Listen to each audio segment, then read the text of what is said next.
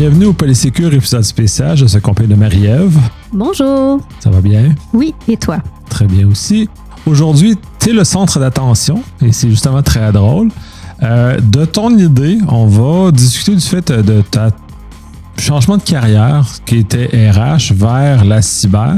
Donc, c'est un cas d'étude intéressant parce que réel, tu as vraiment fait le saut d'un à l'autre au lieu de parler de théorie, des choses comme ça. Donc, je vais te laisser parler un peu de ton parcours professionnel pour voir d'où tu arrives, puis le transfert, tout ça. Puis ensuite, on va discuter peut-être avec beaucoup de questions sur les raisons qu'on est là, qu'est-ce que tu fais, ton apprentissage, ton passage, et ainsi de suite.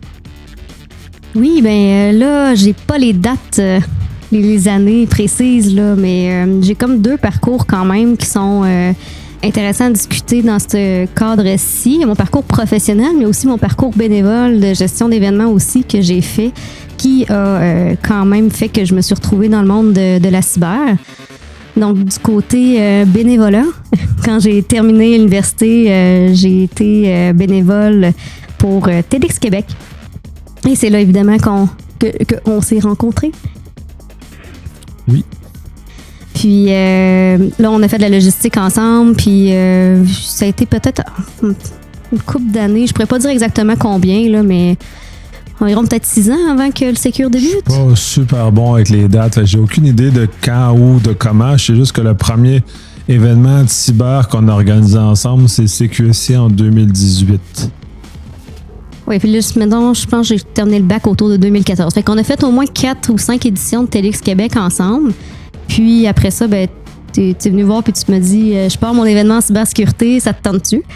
Puis évidemment, j'ai dit ben oui, même si j'avais aucune idée c'était quoi la cybersécurité. Je me souviens, je t'avais déjà posé la question qu'est-ce que tu faisais comme travail. Puis tu te souviens qu'est-ce que tu m'avais répondu? Je garde le secret. C'est à peu près ma connaissance de la cybersécurité, c'est un doute qui garde des secrets. mon one-liner pour répondre aux gens. Et c'est dans le temps où c'était beaucoup moins populaire que maintenant. Donc, dans ce temps-là, c'était une façon de répondre assez rapidement à la question sans entrer dans les détails qui sont, maintenant, tu connais davantage, un peu plus complexes et on perd vite les gens qui sont pas habitués à ça. Fait que c'est une façon de réussir à vulgariser un peu ce que j'y faisais, là. Oui. Donc là, la première année qu'on a fait, on a fait le CQSI ensemble. Finalement, on a basculé vers le Secure pour les années suivantes. Puis on est toujours en train d'organiser ça à chaque année religieusement et avec plaisir.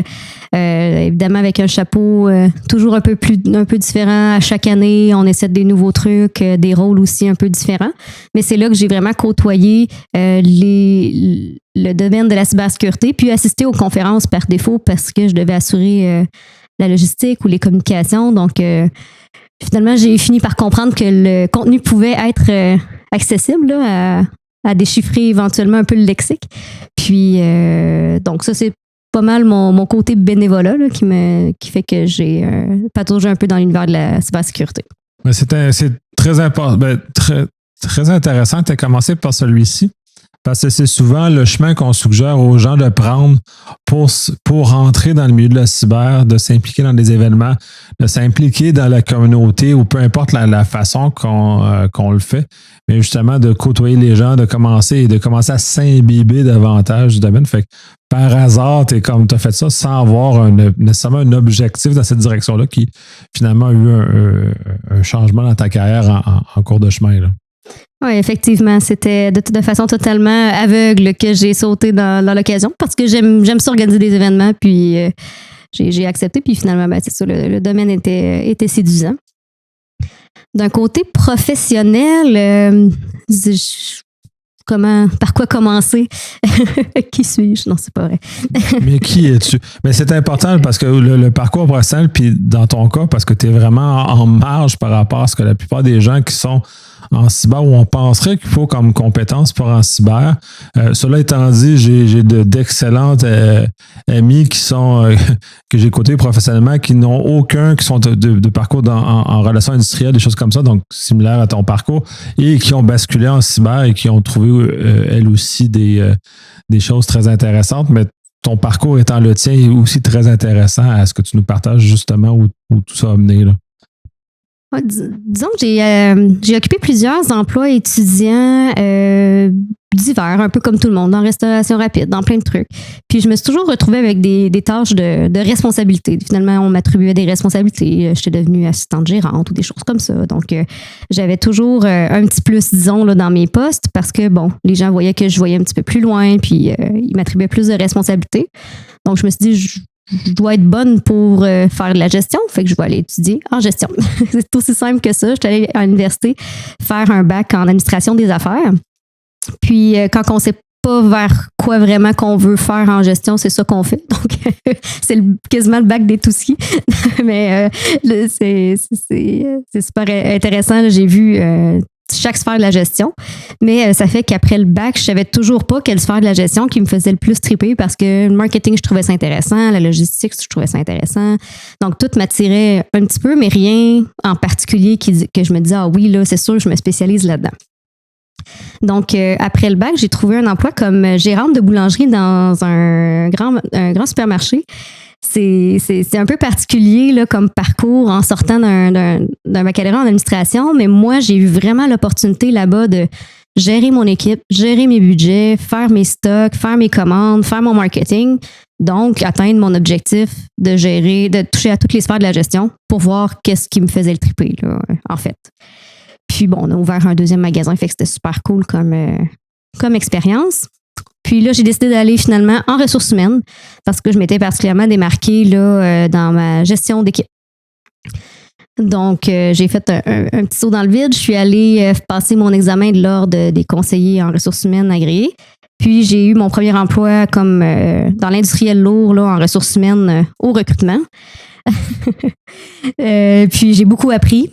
Puis après ça, j'ai travaillé aussi dans le commerce de détail, puis aussi dans l'industrie agroalimentaire là, à la fin. En industriel lourd, en tant que femme, ça a l'avantage de te confronter à un milieu typiquement masculin. Et quand on reproche justement en cyber d'être un milieu typiquement masculin aussi, avec certains billets peut-être moins forts qu'en industriel, mais qui sont quand même à certains égards présents, en tout cas du moins que publiquement, on décrit cet élément-là. Fait que ça doit être outillé d'affronter ce milieu-là peut-être un peu mieux que les personnes qui ne sont pas préparées, là. Ben, maintenant que tu le dis, peut-être, là, plus j'y pense, c'est sûr que ça a été formateur. Je considère l'industrie de la cyber très, très ouverte, puis rien à voir avec d'autres milieux que j'ai vus qui étaient plus fermés. Mais publiquement, il est mentionné que le milieu de la cyber est très fermé, très masculin, on est très dans le vieil homme blanc et ainsi de suite. Et tu arrives d'un parcours qui t'a affronté le vrai machisme dans ce milieu industriel qui n'a rien à voir avec ce qu'on a en cyber, là, mais quand même d'un point de vue préjugé public du monde qu'on est. Là. Ah, c'est sûr que des marginaux, il y en a toujours. J'avais la chance d'être dans une belle entreprise, là, très, très, très ouverte, puis il y avait des femmes dans les postes de direction. Fait que j'avais ma place, puis on me soutenait à respecter ma place. Donc ça, c'est vraiment la clé. Quand tu as le support de ta direction, puis le support de ton entreprise, tu sais, tu as ta place, tu n'as pas à battre à ce point-là. Mais c'est sûr qu'il y a toujours des commentaires par-ci, par-là qui sont un peu plus de notre époque, là, si on peut dire. Mais j'ai quand même vu beaucoup de... C'est pas de la mauvaise intention dans tous les cas, c'est beaucoup de peut-être comment dire? La maladresse? Oui, vraiment de la maladresse parce que des fois, c'était des gens super bien intentionnés qui pensaient vraiment me faire un compliment puis finalement, c'était un commentaire qui était un petit peu douteux. Fait que je pense que c'est un petit peu plus de l'apprentissage puis d'en parler puis de pas hésiter aussi à le dire puis à le dénoncer, tu sais. Quand j'avais des commentaires qui étaient en dehors de la ligne respectable, ben je le mentionnais, puis comme ça, ben on apprend tous, puis après ça, ben on peut même en rire, puis avancer avec ça. Fait que c'était pas, il y avait pas de rancune, puis ça allait bien, puis on avance ensemble. Là. Donc, mais ça m'a quand même forcé à prendre ma place, à mentionner les choses, puis à dire les choses telles qu'elles le sont. Fait que j'ai eu la chance d'être supportée là-dedans. Mais c'est très intéressant, justement, que tu as eu cette école-là de travail qui t'a amené à cheminer, parce qu'on aurait tendance, en tout cas de ce que j'entends en général, les femmes peut-être se plaignent, mais n'ont peut-être pas la réaction, n'osent pas aller aussi loin que ce que tu mentionnes. Puis c'est très important. Puis je trouve ça intéressant que tu communiques cet espace-là qui doit être pris et supporté. C'est sûr, tu avais le support de ta gestion, c'est beaucoup plus facile dans ce temps-là. Parce que quand tu n'es pas supporté, ben là, ça, c'est une autre histoire. Mais de ce regard-là, de croissance que ça t'a permis, c'est quand même très intéressant. Puis pour ça, j'ai connu d'autres femmes gestionnaires aussi. Puis tout l'appui de la ligne de gestion est quand même un point très important et même fondamental dans la croissance de ces personnes-là. Effectivement, puis j'ai eu la chance de côtoyer des leaders féminins tellement inspirantes. Puis j'ai toujours été dans une situation où que mes supérieurs, puis la direction, puis l'entreprise me donnaient ma place, puis ils n'ont jamais remis en question. Donc, j'ai eu cette chance-là. J'ai jamais été dans une entreprise où j'aurais dû paver le chemin par moi-même, puis je remercie toutes celles qui sont passées devant moi, qui l'ont fait pour moi. Fait que c'est pas mal ça. Oui, puis je t'ai interrompu sur ton élan, sur ton parcours professionnel. Là. Je vais te laisser poursuivre. Ah ben c'est ça, j'avais été un peu vite là. J'ai fait en ressources humaines là, je veux pas m'étaler parce que c'est pas un podcast de ressources humaines, mais j'ai fait du recrutement. Après ça, ben j'ai été directrice RH d'une toute petite compagnie, puis finalement ben j'ai été là partenaire d'affaires RH d'une très grande compagnie où on avait là 9 sites, donc c'était super gros. Fait que j'ai vraiment eu plusieurs défis, mais c'était super intéressant. Puis ultimement, ben c'est ça, j'ai décidé de basculer vers la cyber. Oui, ben c'est ça. Là, il y a eu une opportunité. Dans ce cas-ci, j'étais un peu poussé dans cette direction-là. Puis c'est un aspect aussi intéressant. Puis on en a eu discuté un peu aujourd'hui. L'espace du mentorat dans ce chemin-là et comment peut-être celui, en tout cas dans ton cas particulier, a favorisé le passage que tu as fait. Mais en quoi tu pourrais justement le détailler davantage comme point important? Là? On blague souvent que tu m'as amené dans le côté sombre de la force. Puis bien que j'aimerais te donner tout le crédit, je suis quand même apte à prendre mes décisions par moi-même. Non, mais j'ai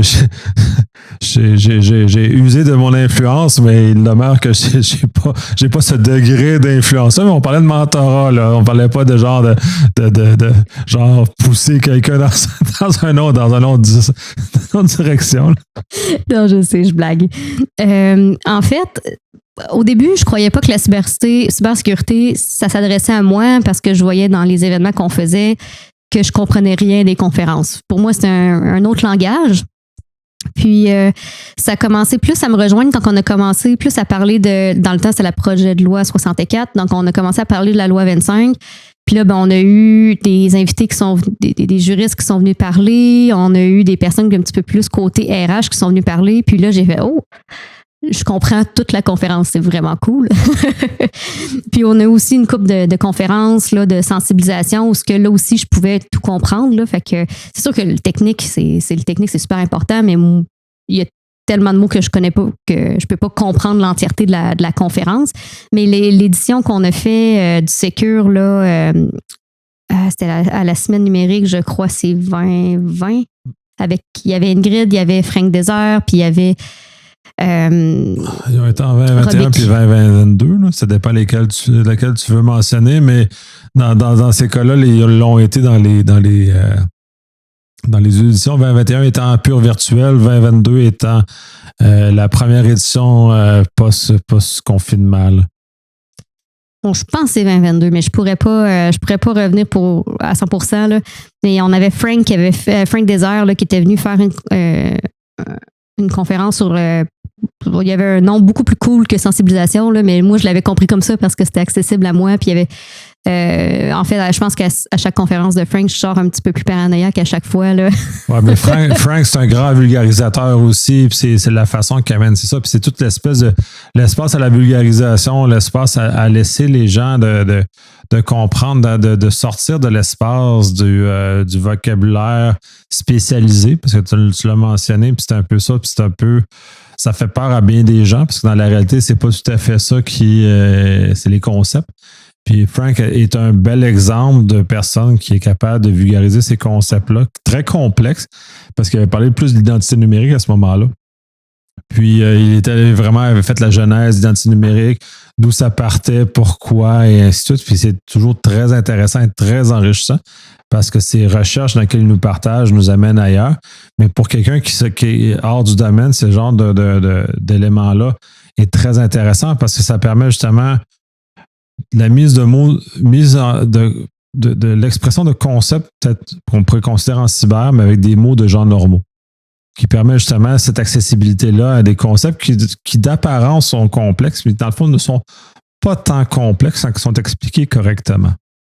Oui, le pouvoir est dans la vulgarisation, comme que j'aime dire. Mais mission accomplie pour Frank, la personne normale que j'étais a bien compris.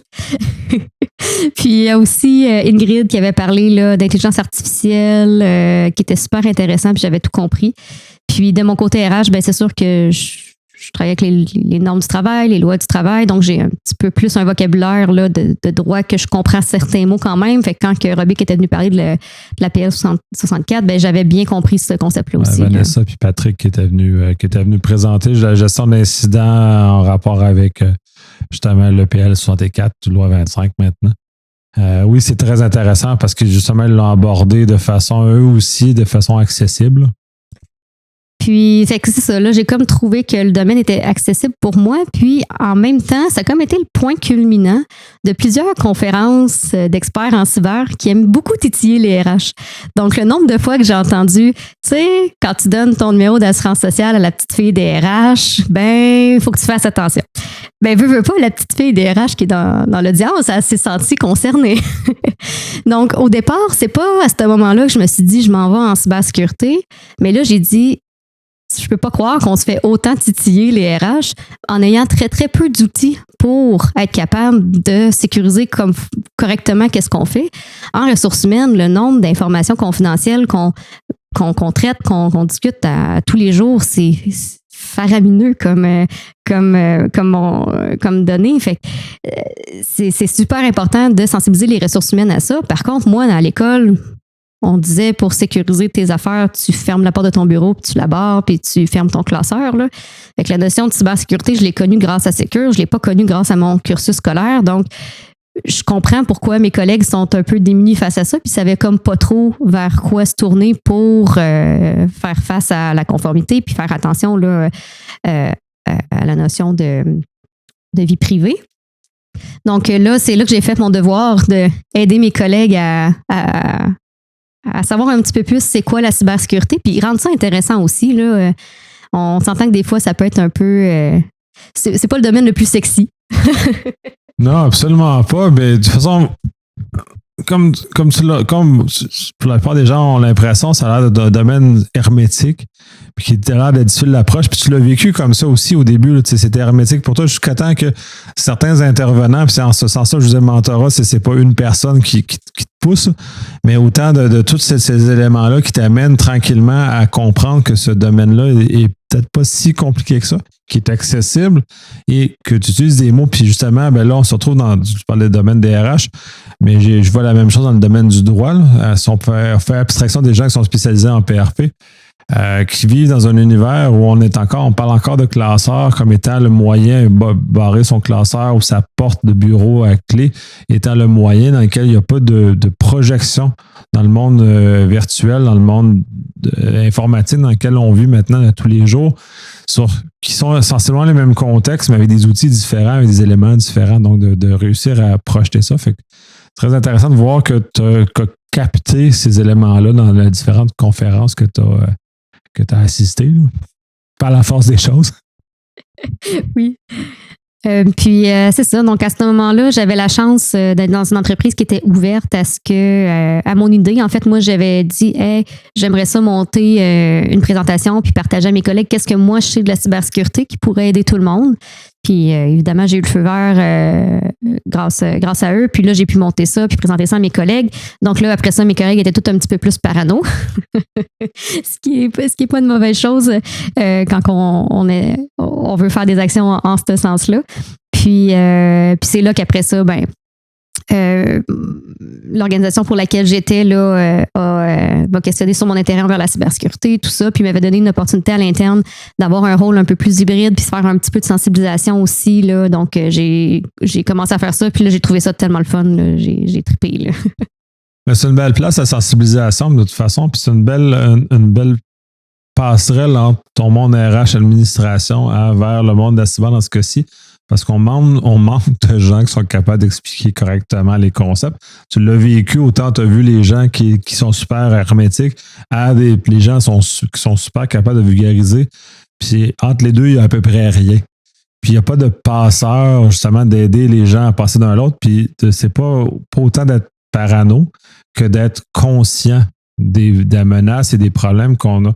Comme on est conscient qu'il faut verrouiller la porte quand on est de notre maison, de notre auto, mais il faut être conscient qu'il faut verrouiller nos accès à nos informations virtuelles dans ce cas-ci. Donc, c'est cette conscience-là, cette prise de conscience-là qui est importante, puis justement qui est un beau passage d'un monde à l'autre. Là. Puis vu que c'est dans le domaine industriel, mais la notion de santé et sécurité est très, très, très présente et très, très importante. Donc, moi, j'ai utilisé ça comme un levier pour amener la cybersécurité, puis en pouvant faire des concepts communs, puis présenter l'information comme ça, parce que ça parlait aux gens, puis ça venait d'un concept qu'ils connaissaient, la santé et sécurité, puis bifurquait sur quelque chose d'un petit peu plus abstrait. Mais c'est dur pour les gens de comprendre ça, parce que dans leur quotidien, c'est tellement pas tangible qu'il faut trouver une façon de rendre ça tangible pour eux. Là. Absolument. Puis je te dirais que j'ai repris ce volet-là j'appelle ça, c'est sûreté, c'est safety. Je préfère le terme anglais, il est plus précis sur ça. C'est safety qu'on parle en anglais, qui est un corpus de connaissances et de mots que la plupart des gens maîtrisent mieux que les mots en sécurité et en cyber qu'on maîtrise moins bien, qui sont des concepts autres. Fait que oui, moi-même aussi, je me suis inspiré de ce que tu as fait parce que tu as amené un regard différent face à ça. Puis c'est justement la mixité des regards qui est très intéressante. Puis c'est capable d'ouverture et de regard sur les autres et sur l'univers qui fait ça. Fait que maintenant, j'ai introduit beaucoup plus de vocabulaire de sûreté dans mes sensibilisations, dans mes formations, justement pour rejoindre, pour être capable de parler aux gens vraiment. Fait que t'as de ton parcours, t'as injecté dans moi aussi des connaissances nouvelles et des capacités nouvelles et d'une perception nouvelle des choses. Fait que c'est un peu aussi cet aspect-là qui est intéressant, que c'est pas juste toi qui es arrivé en cyber, mais c'est toi qui es arrivé en cyber avec tout ton bagage et de ta contribution potentielle et donc tout l'intérêt de la diversité dans ce contexte-ci. Et dans le fond, moi, je trouve ça super que tu deviens loin côté obscur, là, mais au-delà de ça, mais c'est toute cette connaissance-là qui moi-même, qui m'alimente, qui me fait grandir, qui me permet de mieux véhiculer le message maintenant que je le faisais il y a quelques années. Là. Je suis contente de savoir que mon travail a quand même porté fruit aussi à l'extérieur de la compagnie pour laquelle j'étais. Puis, tu sais, le défi de la cybersécurité, c'est de parler à tout le monde, mais c'est impossible de parler à tout le monde avec le même message. Ça, c'est ma façon que j'avais trouvée pour parler aux gens de l'industriel, mais ça serait sûrement une autre façon pour parler aux gens des domaines de services, des gens du domaine de la santé. Donc, ça doit être un travail énorme en sensibilisation d'adapter son message à toutes ces clientèles-là, mais ô combien important. Absolument, là, je peux pas dire le contraire parce que j'ai commencé justement à intégrer du vocabulaire qui est hors cyber, justement pour faciliter le passage du message cyber à des gens qui n'ont pas grandi dans cet univers-là, mais c'est justement ce regard-là d'où tu arrives est très intéressant parce que ça a justement permis de cette mixité-là dans les choses. De ton passage sur ton ancien employeur, parce que là, tu n'es plus à la même place depuis, tu as vraiment basculé en cyber pur et dur depuis. Là. Oui. Oui. Oui, en fait... je me suis questionnée aussi pourquoi j'ai basculé. Puis, il y a quelque chose de très, très fort. Pourquoi je tripe autant sa cybersécurité? Tu sais, on s'entend aussi que c'est quand même pas proche du domaine des ressources humaines au point que tu dis c'est tout naturel. Là. Donc c'est sûr que je me suis quand même questionnée pourquoi ça me faisait triper autant. Mais c'est quelque chose que moi j'ai vécu vraiment très très fort au travers du Secure, au travers des conférenciers qu'on avait, de la communauté qu'on a bâtie. Moi j'avais l'impression que on était tous ensemble contre les méchants. Puis ça, je trouve ça vraiment cool comme mission, là, c'est de s'allier contre les malveillants. Je sais que c'est pas tout le temps de même, puis c'est pas beau la vie, là, mais c'est pas tout le temps beau la vie comme ça. Mais au Secure, moi, c'est ce que j'ai ressenti. Puis c'est ce qui me fait, qui me motive, que je trouve ça vraiment beau comme mission, là, qu'on travaille contre un ennemi tous ensemble. Oui, effectivement, il y a plusieurs facettes, mais tu parlais de la sensibilisation est une de ces facettes-là.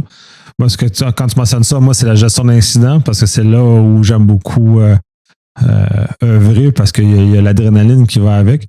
Très intéressant, ce passage-là. J'espère que ça va inspirer des gens aussi de peut-être se questionner sur ces choses-là, de ne pas avoir peur de faire le passage d'un à l'autre parce que tu es vraiment passé d'un monde RH avec il n'y avait aucun rapport avec ce genre de choses-là, à quel maintenant tu es rendu 100% maintenant en cyber. Tu as basculé dans le côté obscur des choses sur ton propre pouvoir pour reprendre tes choses, même si j'ai eu quand même un peu d'influence sur la décision. Très intéressant. Aurais-tu d'autres choses pour compléter ou on a pas mal fait le tour du sujet, de toi finalement? Je crois que ça résume bien là, le parcours et le pourquoi de ma décision. Je pense qu'il ne faut pas avoir peur de s'informer, de poser des questions. Puis, si vous avez des personnes qui vous répondent, c'est trop compliqué, tu ne peux pas comprendre, ça ne fonctionne pas. Puis justement, c'est quelque chose avec toi, Nicolas, que j'ai beaucoup apprécié, c'est que ça arrivait souvent là, que tu m'expliquais des trucs, puis je te disais, ouais, c'est trop compliqué pour moi, je comprends pas. Puis tu me disais toujours, ça, c'est parce que je te l'ai mal expliqué. On va recommencer. Puis là, finalement, je finissais par comprendre. Donc, d'avoir quelqu'un dans mon entourage qui est capable de m'expliquer des concepts quand même qui me faisaient peur parce que je les connaissais pas dans un langage que je puisse connaître, ça a été quand même très, très aidant parce que sinon, j'aurais jamais pu autant comprendre l'univers dans lequel on naviguait si j'avais pas eu quelqu'un qui prenne la peine de me l'expliquer. Donc, n'hésitez pas à ouvrir vos connaissances puis n'hésitez pas à être patient et vulgariser parce que c'est très apprécié. Il faut pas hésiter à poser des questions aussi à l'inverse. Oui, ça, je veux dire à l'inverse. Gênez-vous pas poser des questions. Trouvez-vous quelqu'un dans votre entourage qui est capable d'y répondre puis qui prend le temps de le faire. C'est sûr que c'est pas tout le monde qui a cette patience-là ou ce dévouement-là. Trouvez-vous quelqu'un ou revirez-vous vers nous. Tu sais, Marie-Ève, entre autres, qui est un bel exemple de transfert en cyber. Elle va être capable de peut-être partager davantage si elle a des questions peut-être plus spécifiques de choses au niveau peut-être plus mentorat. Il y a masse de gens dans le domaine. Là. J'en fais partie, mais il y en a également beaucoup d'autres qui sont très bons et qui vont être capables de vous répondre à vos questions, vous accompagner. Je sais qu'il y a des communautés qui sont montées là-dessus au Québec. Donc, en France, je ne sais pas, mais au Québec, je sais qu'il y en a. Donc, gênez-vous pas pour poser les questions. Je sais qu'il y en a qui ont réussi à aider les gens à transférer. Donc, gênez-vous surtout pas. Évidemment, là, oui, n'hésitez pas à m'écrire sur LinkedIn si vous avez des questions sur mon parcours ou il n'y a jamais de questions niaiseuses. Donc, venez me poser vos questions. Tout à fait. Merci beaucoup. Merci.